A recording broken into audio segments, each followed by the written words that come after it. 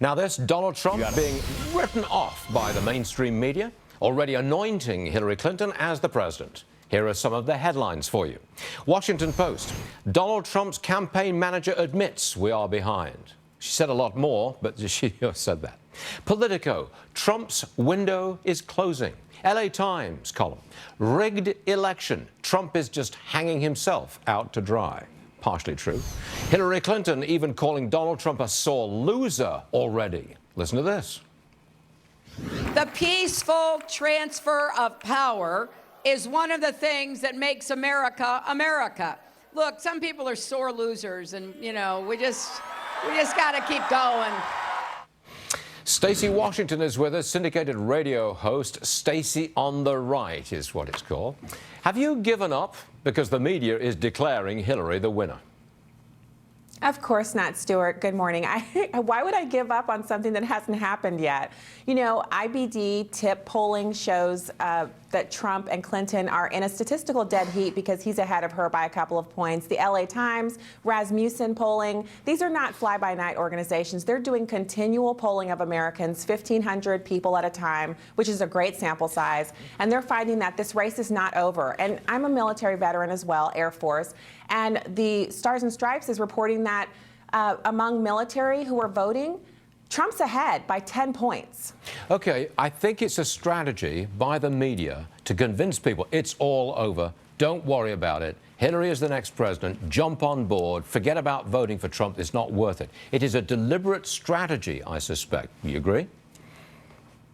I do. And you know, Stuart, it's an interesting thing because it's like a psychological warfare type of a mechanism. Hillary Clinton doesn't have the kind of enthusiasm that the Republicans have in this election. It's a change election. A lot of people are upset about the rate hikes of 50% on the premiums for Obamacare, the actual recovery that we've been experiencing. A lot of Americans are out of jobs. They've seen their whole towns decimated by the flight of manufacturing jobs and some of the oil industry jobs. So we're looking for something different.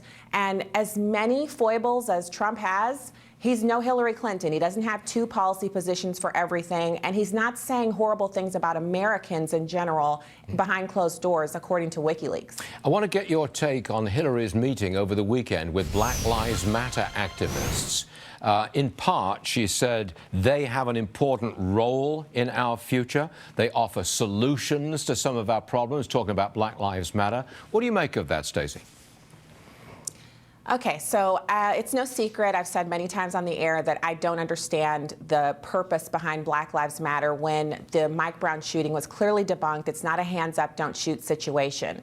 And when we want to make changes in our systems in this country, we use our civic opportunities, meaning you can unseat a mayor, you can unseat a city council, you can even get a police chief changed if you feel like there's systemic racism. Black Lives Matter is just another iteration of the Occupy Wall Street movement, which we all know is rooted in Democrats seeking electoral control. So I think she's telling them to keep it calm before the election because every time a city burns, more people turn to Donald Trump for their vote. So they're going to be quiet until the election. What would be your guess about the percentage of black folks who vote for Hillary Clinton? I mean, for Barack Obama, it was over 90%. What do you think Hillary Clinton will get? Your honest assessment. 80 to 85%. Look, in South Carolina, 25% of blacks polled say they're voting for Donald Trump. We're seeing these kinds of shifts across the country. I can't say for sure what it will be, but I don't think that Hillary Clinton is going to pull 90% of the black vote. There's no way that's happening. And the Republicans only need about 15%. All right, Stacy, 15 days to go. I'm sure you're on it on your radio show. We'll talk to you real soon. Thanks, Stacy. Okay. Thanks, Stuart.